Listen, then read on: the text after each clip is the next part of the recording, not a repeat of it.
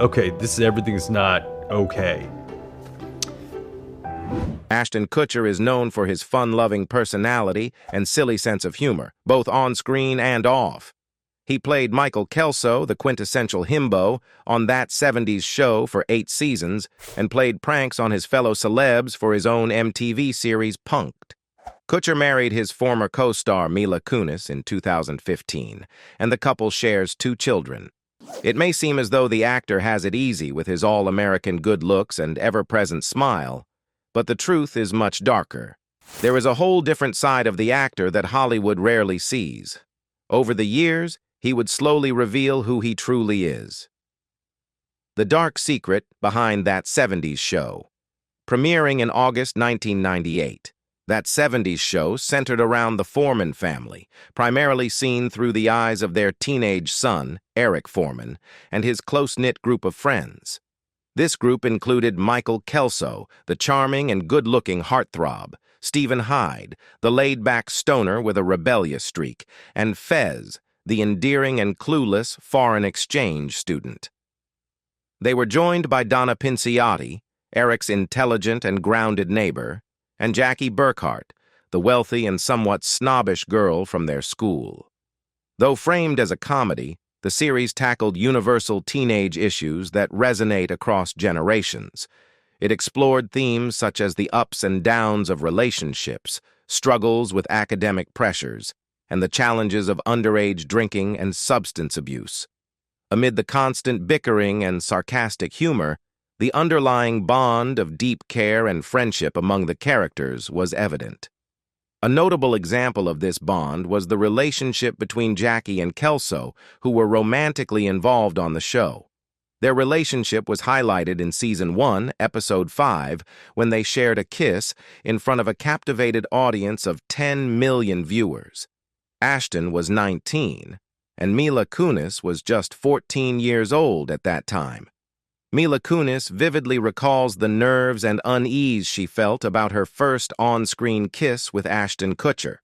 She had anticipated that the scene would involve a simple kiss, considering it was early in their shooting schedule, but she was taken aback when the scene called for a more intimate moment. Despite her initial anxiety, Ashton Kutcher was considerate and reassured her, aiming to make the experience as comfortable as possible. However, the situation took a turn when Danny Masterson, who played Hyde, made an offhand remark. Masterson jokingly offered Kutcher $10 to French kiss Kunis, which only added to her discomfort. The incident, meant as a light-hearted prank, has been viewed with a more critical lens in retrospect. Kunis, reflecting on her early career, has spoken about her fear and vulnerability during that time, which many found endearing at the time. Mila Kunis has openly discussed her discomfort with the way her character's romantic scenes were handled on That 70s Show. She revealed that she was essentially required to kiss every male character on the show, except for the character played by Tofu. Kunis expressed her concern about the impact this had on her, mentioning that it was troubling for her and upsetting for her parents. Kunis candidly acknowledged the troubling nature of these repeated on-screen kisses. She felt that the decision seemed to lack consideration from the writers and producers, leaving her with little choice in the matter. She described the situation as quite wrong and expressed confusion over why the writers didn't seem to care about the implications of their decisions. We've all heard the disturbing stories about Hollywood. If Mila Kunis was pushed to do such uncomfortable things on screen, it makes you wonder what might have happened behind the scenes. Ashton's family's secret. The first season of That 70s Show was a remarkable success, with 25 episodes attracting an average viewership of 11.7 million people. Ashton Kutcher's newfound fame drew a mix of admiration and criticism. While many celebrated his rise to stardom, others dismissed him as merely relying on his good looks and lacking real talent. Among his critics, no one felt the impact of Ashton's success more acutely than his twin brother, Michael. Michael admitted to struggling with feelings of jealousy, particularly when he perceived Ashton as receiving more attention and acclaim than he did. This sense of resentment deeply affected him, leading to emotional turmoil. The situation took a dramatic turn when Michael's health crisis became public. After witnessing his twin brother flatline on a hospital bed, Ashton's world was turned completely upside down. This harrowing experience brought a new perspective to Ashton's life and career. Ashton Kutcher's mother, Diane, was unaware she was carrying twins until she was en route to the hospital to give birth. Just 5 minutes after Ashton was born, Diane delivered his twin brother, Michael. The doctors immediately expressed concern because Michael weighed only 4 pounds at birth. At the time, Diane was unaware that the complications during delivery, including a lack of oxygen, would lead to significant long-term health issues for her son. Michael was eventually diagnosed with a mild case of cerebral palsy, CP, a condition that affects movement, balance, and posture. CP, which is the most common motor disability in children, results from abnormal brain development or damage to the developing brain, impacting a person's ability to control their muscles. The Kutcher family initially did not fully grasp the severity of Michael's condition. Despite the challenges, they focused on the strengths and abilities of each sibling rather than the differences. Michael later reflected on their upbringing, noting that their family never highlighted the disparity between them. Instead, he and Ashton simply recognized that they each had their own unique talents and skills. Michael Kutcher recalled how Ashton was so devoted to his twin brother that he would only agree to attend a sleepover if Michael could come along as well. Ashton's sense of guilt over his own health and normalcy compared to Michael's condition weighed heavily on him. However, their lives took a devastating turn in 8th grade when Michael began experiencing flu-like symptoms. Doctors soon diagnosed him with viral myocarditis, a serious condition that caused his heart to enlarge and eventually necessitated a transplant. Michael was given a grim prognosis, with only 3 to 4 weeks left to live. During this critical period, Ashton remained steadfastly by Michael's side, offering support and comfort. The situation reached a critical point when Michael flatlined, leaving Ashton to grapple with a profound sense of helplessness. Ashton even considered a drastic measure. He contemplated whether his own heart could serve as a perfect match for Michael and asked his parents if he could be sacrificed for his brother's survival. Fortunately, a donor was found within 24 hours, thanks to an accident victim in another state. Michael successfully underwent the heart transplant, which ultimately saved his life and spared him from the dire fate that had seemed imminent. Ashton Kutcher was arrested in high school. Fans of Ashton Kutcher's acting career might be surprised to learn that the movie star has a criminal past. As a teenager, Christopher Ashton Kutcher was involved in a break-in at his high school with his cousin. The two were attempting to steal a copy of the answers to an upcoming test. According to biographer Mark Shapiro, Kutcher's parents were infuriated by his actions and chose to let him spend the night in custody as a consequence. Kutcher later recounted the incident, saying, "My stepdad told me if I ever got thrown in jail, he would let me stay there for the night. I called him and said, 'Hey, I'm in jail.' He replied, 'Have a good night,' and hung up the phone." Kutcher's legal troubles resulted in a sentence of 3 years of probation and 180 hours of community service. To make matters worse, he was barred from participating in school sports and was dumped by his girlfriend just before senior prom. The impact of this experience was significant and stayed with him for years. In 2017, while accepting the Robert D. Ray Pillar of Character Award at Drake University, Kutcher humorously referenced his past legal issues. He joked about being probably the first guy to get this award who had a deferred judgment for a felony burglary, reflecting on how the criminal sentence continued to affect his life. By the way, deferred judgment. When you actually get it expunged from your record and you go to get your global entry pass, they remember, he added. So it doesn't ever really go away. Ashton's big break. During his time at the University of Iowa, Ashton Kutcher's wild lifestyle led to significant trouble. Known for his noisy parties and chaotic behavior, he was eventually kicked out of his apartment due to his disruptive antics. His nights were often spent in a haze, with many mornings beginning with little recollection of the previous evening's events. Amidst this tumultuous period, a pivotal moment occurred during one of his drunken escapades.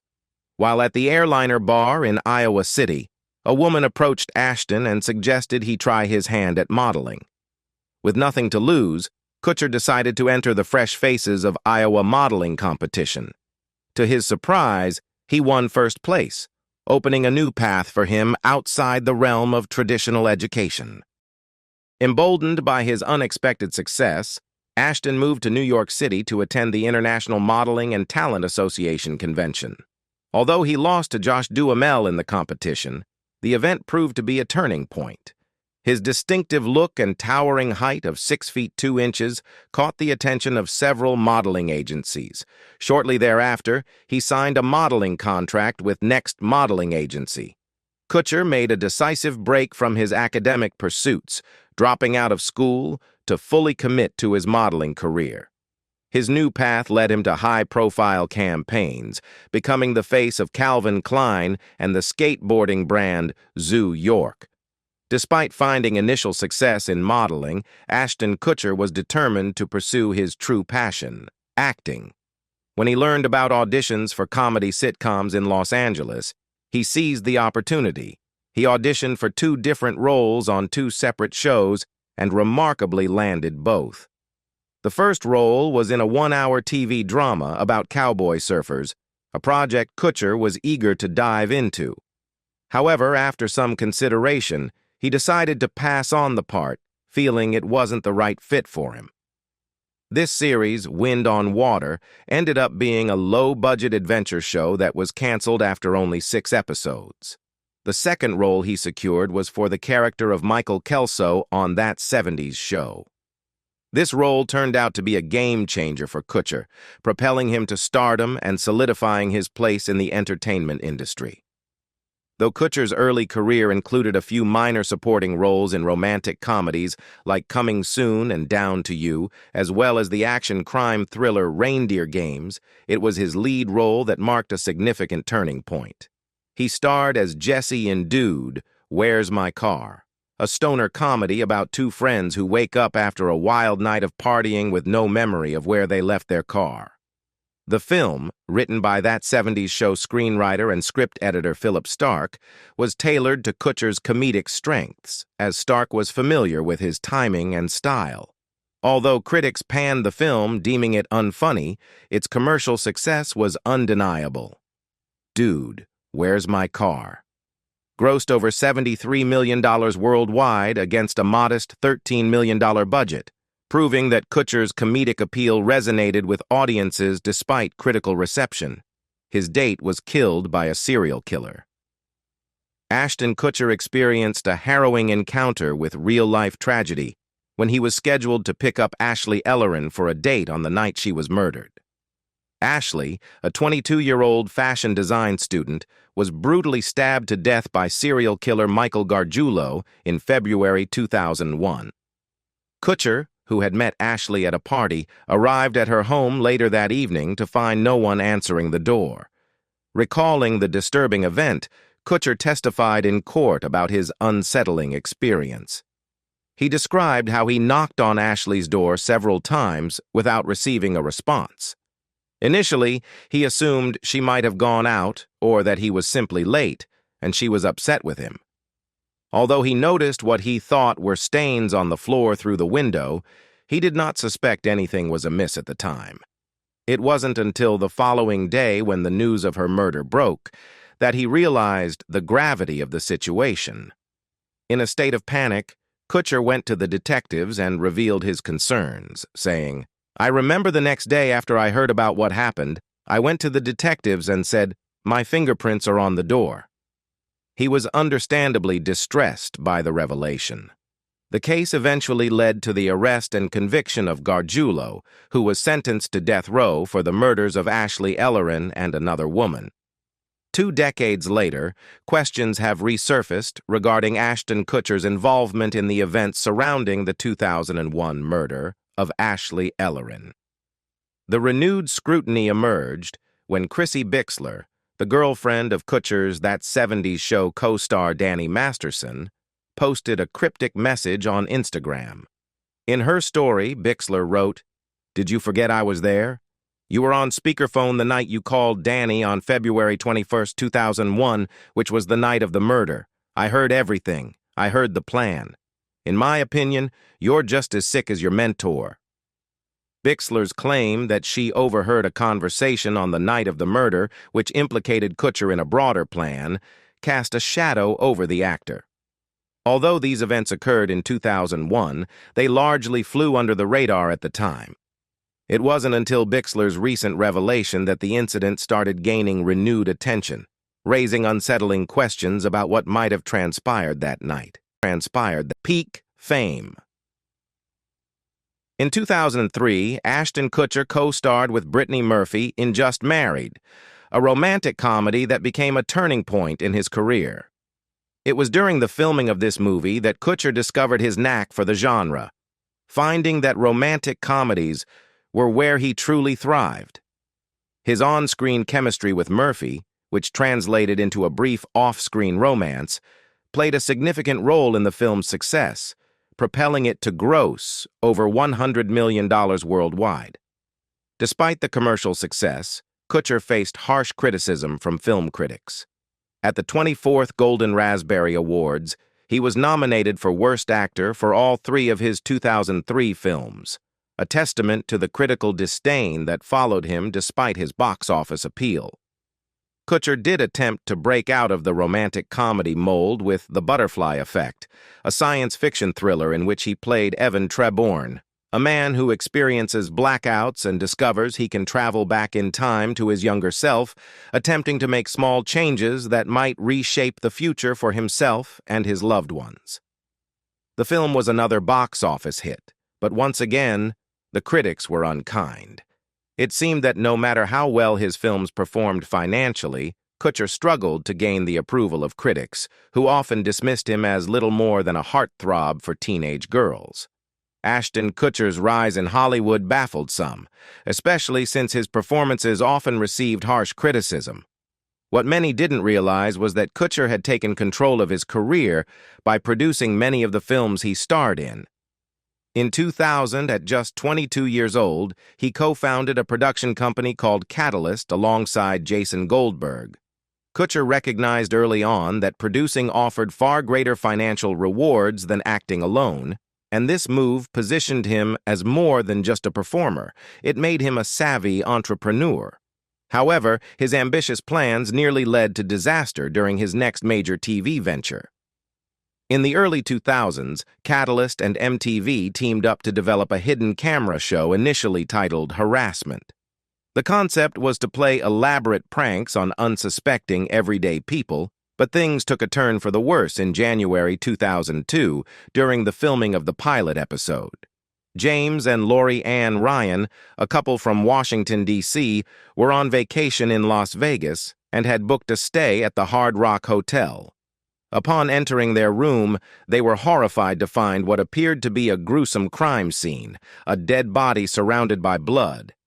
As they tried to leave, they were blocked by 2 actors posing as security guards, while another actor dressed as a paramedic entered the room. Just as the couple's panic peaked, Kutcher revealed that the entire scenario was a staged prank for a new show. The Ryans were not amused. Instead of laughs, the stunt resulted in a $10 million lawsuit against Kutcher and MTV, derailing the harassment project. Unfortunately for James and Lori Ann Ryan, their relaxing Las Vegas vacation turned into a nightmare. They were absolutely horrified when they walked into their hotel room to find what they believed was a gruesome crime scene, complete with a dead body and blood. The traumatizing prank, which was intended for MTV's pilot show Harassment, led the Ryans to sue the network for $10 million. Their lawsuit cited invasion of privacy, infliction of emotional distress, and fraud, among other serious claims. The incident was a huge misstep. And shockingly, it wasn't even the first time MTV found itself in hot water over an ill-conceived prank. Just 8 months earlier, 2 teenage girls had sued MTV after they were sprayed with human excrement during the taping of Dude, This Sucks, another show aiming for shock value. MTV issued an apology and vowed never to air the footage, but the damage was done, and the lawsuit dragged on in court. Despite this string of controversies, Ashton Kutcher managed to sidestep major fallout from the harassment debacle. MTV, remarkably, still saw potential in Kutcher's prank show concept.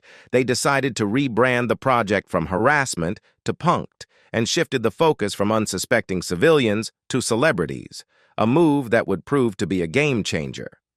Punked premiered in March 2003 and became an instant hit. In the very first episode, Kutcher orchestrated pranks on pop superstar Justin Timberlake and Malcolm in the Middle actor Frankie Muniz. The prank on Timberlake was particularly memorable. He was led to believe that he owed $900,000 in back taxes, and government agents showed up to confiscate his house and valuables. The stunt was so well executed that Time magazine later ranked it number 3 on their list of 32 epic moments in reality TV history. While Punked wasn't the first prank show ever made, it quickly became the most popular of its time. The second season alone drew 7.4 million viewers, marking a 55% increase from the first season. Among viewers aged 12 to 34, it was the most watched show in its time slot.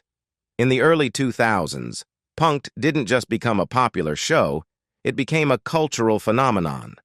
The phrase, "Am I being punked right now?" became a go-to expression for people who found themselves in bizarre or unexpected situations.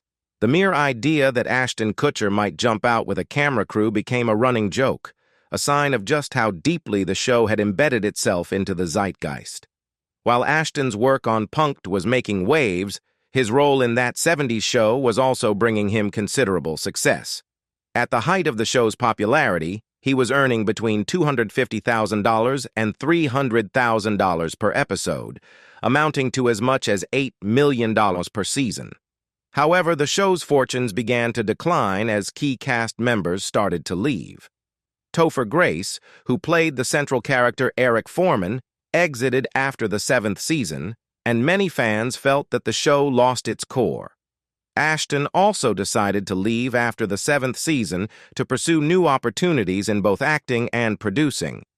Ashton Kutcher's post-That 70s Show film career was marked by a string of roles that solidified his typecasting as the dumb hot guy, a niche that offered commercial success but little critical acclaim.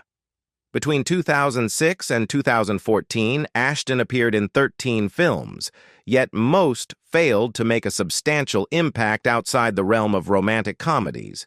His first major project after That 70s Show was Bobby, a film centered around the assassination of Robert Kennedy. Despite an impressive, star-studded cast, Bobby struggled to resonate with audiences. The actors, including Ashton, were seen more as very special guest stars rather than believable portrayals of 1968 Americans, and the film ultimately floundered at the box office. Ashton's next roles in The Guardian, Open Season, and What Happens in Vegas continued this trend. Though these films performed reasonably well commercially, they were largely dismissed by critics as mediocre and did little to elevate Ashton's standing in Hollywood. His subsequent ventures into indie films, Spread, Personal Effects, and The Brothers, proved even less successful. These low-budget projects received poor reviews and failed to achieve any commercial traction. In 2010, Ashton starred opposite Katherine Heigl in the action comedy Killers, a film that received largely negative reviews and barely managed to break even, grossing $98 million against a $75 million budget. With his film career on shaky ground, Ashton returned to familiar territory with another romantic comedy, No Strings Attached, where he co-starred with Natalie Portman. While the film itself received mixed reviews, it was adored by fans, grossing over $149 million worldwide. During this period, Ashton's personal life also took center stage in the media.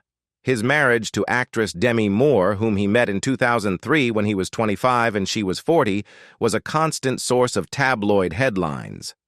Their 15-year age gap made them an unexpected and intriguing Hollywood couple, especially given that Demi already had 3 daughters from her previous marriage to Bruce Willis. However, their relationship began to unravel amidst rumors of Ashton's infidelity. After months of speculation and negative press, Ashton and Demi decided to divorce, ending their high-profile marriage. The end of Ashton's marriage to Demi coincided with the beginning of a new chapter in his life, both personally and professionally. He soon found himself in the spotlight once again, this time as part of Hollywood's newest power couple, alongside his former That 70s Show co-star, Mila Kunis. Even after his divorce from Demi Moore, Ashton Kutcher has remained deeply connected to her 3 daughters, continuing to be a father figure in their lives. Reflecting on his bond with the girls, Ashton has said, "I make a conscious effort to stay in touch with the girls. I love them, and I'm never going to stop loving them, respecting them, honoring them, and rooting for them to be successful in whatever they're pursuing." As fate would have it, life took a turn that delighted That 70s Show fans when Ashton reunited with his former co-star Mila Kunis. Their on-screen romance blossomed into a real-life relationship, fulfilling the dreams of fans who had long hoped for the two to become a couple. In 2011, Ashton made a triumphant return to television, stepping into the spotlight as Charlie Sheen's replacement on the hit sitcom 2.5 Men. Sheen's very public meltdown had led to his exit from the show, and Ashton was brought in to fill the void. Once again, he played to his strengths, taking on the role of a charming, idiotic womanizer. Although the show's ratings gradually declined, eventually leading to its cancellation, Ashton's involvement proved to be highly lucrative.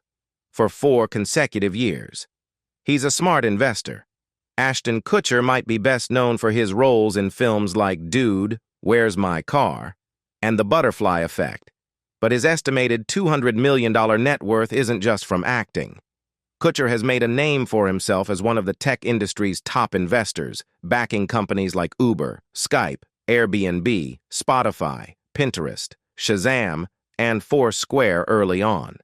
He even took his expertise to Shark Tank as a guest investor in 2015. Kutcher's tech savvy even played a role in his relationship with Mila Kunis. As Kunis shared with Jimmy Kimmel, Ashton would often ask her to test out various dating apps for him. "When we started dating, Tinder hadn't really taken off yet," she recalled. "He was like, 'Babe, I have this idea. You need to do me a favor and check out this app.'" Kunis was game and started swiping to give him feedback. But it didn't stop there. He had her try other apps too. "This is what I do at home," she laughed. "He makes me go on all of these websites. What's the gay version of Tinder? Grindr. I've been on Grindr." A failed blind date led to him marrying Mila Kunis. Ashton Kutcher and Mila Kunis are one of Hollywood's most beloved couples today, but back in 2012, Kutcher was actually trying to set Kunis up with someone else. At the time, both actors had recently come out of major relationships, and Kutcher invited Kunis over to hang out. Little did she know, he had another plan in mind. "I found out later that my husband was trying to set me up on a blind date with one of his best friends that night," Kunis shared with James Corden, reflecting on how their platonic relationship evolved. "So he was like, 'Come over,' and he had a friend that he wanted to set me up with, but that didn't happen." She also joked that, given they had both starred in movies about being friends with benefits, they should have seen their romance coming. Kutcher gave his side of the story in an interview with Howard Stern, revealing that he originally intended to stay single. But when his friend didn't show up, he and Kunis started getting closer over the course of the evening. "It was pretty mutual. It was kind of obvious that things were happening," Kutcher said. He also recalled that Kunis had recently quit smoking, so she asked him to shotgun some smoke into her mouth for the secondhand experience. "Gradually through the night, it got closer and closer and closer," he admitted. He and Mila Kunis raised over $35 million for Ukrainian refugees. In March 2022, Ashton Kutcher and Mila Kunis helped raise over $35 million for Ukrainians after Russia invaded their country. However, one of Ashton's most impactful yet lesser-known efforts is his work to combat child sex trafficking through his foundation, Thorn. Thorn. Digital Defenders of Children is a non-profit organization that develops software provided for free to law enforcement to help identify victims of sex trafficking and track down those responsible for the exploitation of children. Ashton has been passionately committed to this cause for over a decade, and his efforts through Thorn have made a significant impact. According to Thorn's 2021 Impact Report, their software, Spotlight, identified 3,977 victims in 2021 alone and 24,366 victims since the software was first launched. Today, more than 2,700 law enforcement agencies use Thorn's technology. The work done by Thorn not only helps rescue children from their abusers, but also removes harmful content from the internet. Ashton is the co-founder and chairperson of Thorn, dedicating his time and resources to this crucial mission. In 2017, Ashton Kutcher testified before Congress about the horrific reality of child sex trafficking.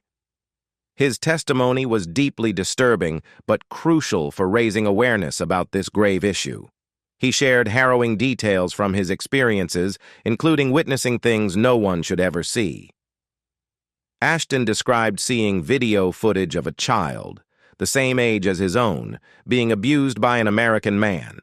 He recounted a case in Cambodia where a young girl, conditioned by her environment, believed she was just playing, unaware of the exploitation she was enduring.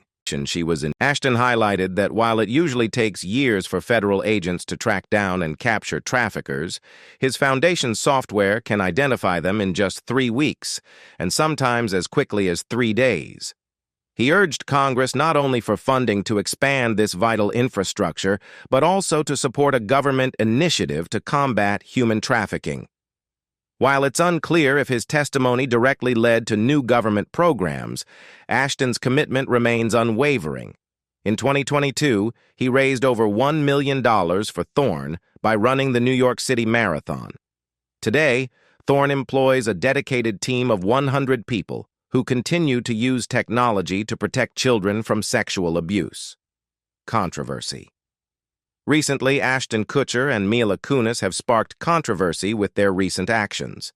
Their former co-star on That 70s Show, Danny Masterson, was convicted of sexual assault. The accusations against Masterson, which surfaced in 2017, involved 5 women who claimed he assaulted them in the early 2000s.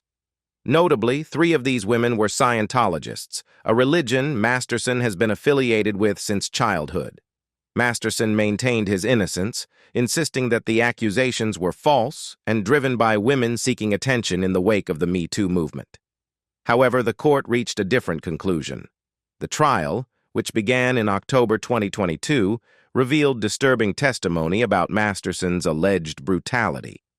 One of the victims was his former girlfriend, Chrissy Bixler. In May 2023, Masterson was convicted of sexually assaulting 2 women in 2003. In an unexpected development, both Ashton Kutcher and Mila Kunis wrote letters to the judge requesting leniency in Masterson's sentencing. In his letter, Ashton described Masterson as an exceptionally honest and intentional individual, praising him as a role model despite the guilty verdict. He concludes the letter with, "While I acknowledge that Danny has been found guilty of 2 counts of sexual assault and that the victims seek justice, I hope my testimony about his character is considered during sentencing. I don't believe he poses an ongoing threat to society, and it would be an additional injustice for his daughter to grow up without her father." Despite Ashton and Mila's pleas, the judge sentenced Danny Masterson to 30 years in prison for his crimes. Ashton's support for Masterson has dramatically altered the public's perception of him. For the past decade, Ashton has been a staunch advocate against human trafficking, witnessing firsthand some of the most heinous crimes and working tirelessly to rescue victims and help them rebuild their lives. Ashton Kutcher's actions seemed to undermine everything he stood for when he defended his co-star, Danny Masterson, who was convicted of the very crimes Ashton has been fighting against. Supporting Masterson's character and arguing that his imprisonment would be an injustice starkly contradicted Ashton's advocacy work. This statement significantly damaged his credibility. After the letters were leaked online, Ashton and Mila issued an apology.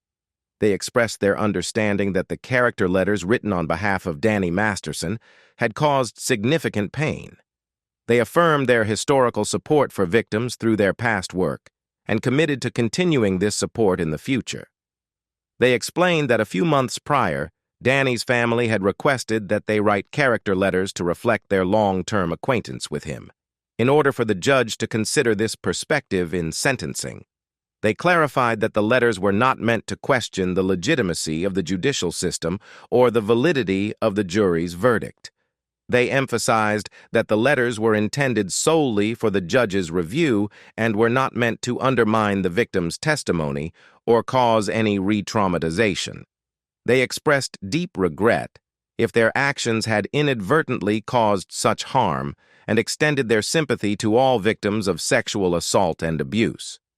Despite this apology, it failed to clarify why the letters were written and left many questioning why they had celebrated Ashton Kutcher over the years.